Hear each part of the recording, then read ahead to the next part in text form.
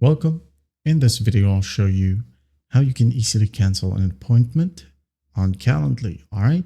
So first up, just go ahead and open up your email and service. It could be Outlook or Gmail. All right. Just open it up and go ahead and open up the invitation. Okay. It will look like this.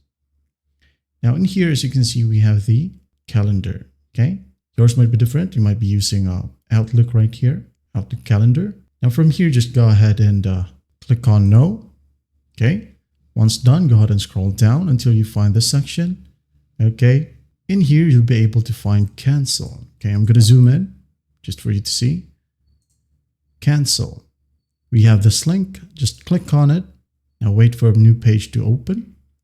Now in here, you can go ahead and add the reason why you wanted to cancel. Okay. For example, I have other meeting to attend, just for example. Okay, once done, just hit on cancel event. And here, as you can see, it is now grayed out and it says cancellation confirmed. That's basically how you do it. Well, I hope this video helps and I'll see you in the next one.